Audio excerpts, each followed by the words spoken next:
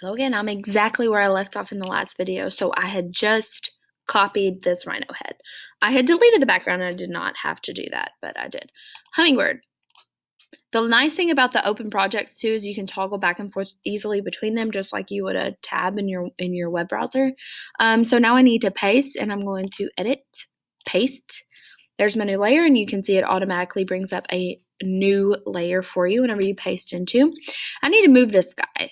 Edit, free transform is going to allow me to drag him around and resize. Now don't go clicking on these side ones because that's just going to distort your photo.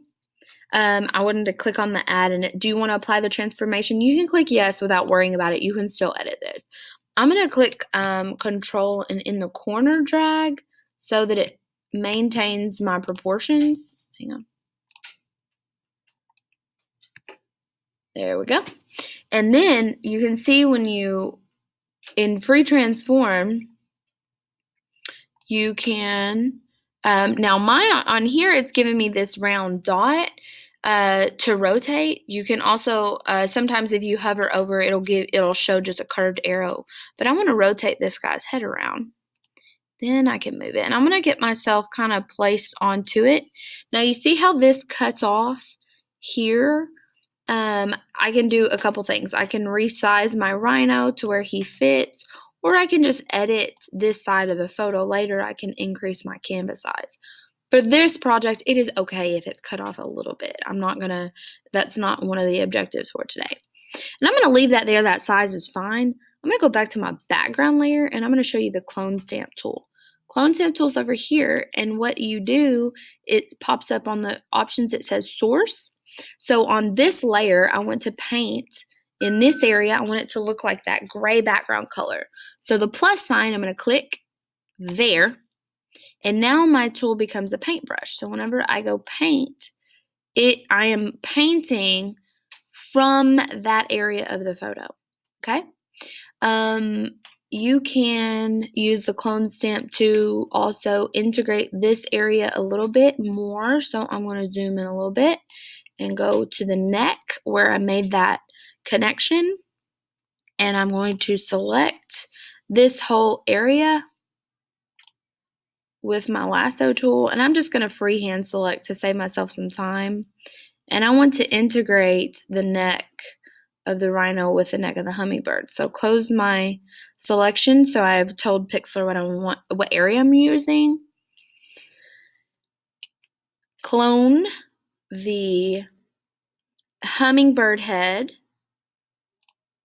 and I'm going to paint it with a lower opacity onto the rhino. That didn't work for me. Source and painting. Let me do the background layer. Sorry. I'm going to source the rhino and paint it down into the hummingbird. So the opacity is lower. I need to bring that up a little bit so I can see it a little bit more. So I'm painting the rhino's texture onto the hummingbird.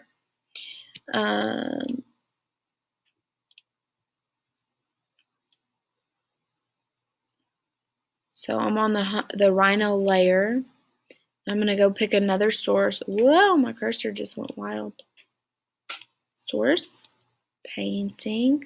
So the lower opacity just lets me see that hummingbird through, and it's going to make it look a little bit more integrated. So I'm bringing that texture all the way down. I didn't like that last one, so I'm going to Control Z and undo that. And now I'm on the background layer, and I have the same place selected, and I'm just going to paint it into where I just painted on the rhino, and they're integrating a little bit. You guys would then file, save as a JPEG, but I want you to do a little bit more cleanup than I did, tidy things up, make it look good, and the project is already available on Artsonia. It is the Photomash, so file, save as a JPEG, because PNG does weird things with the background. That'll be it. Thank you. Bye.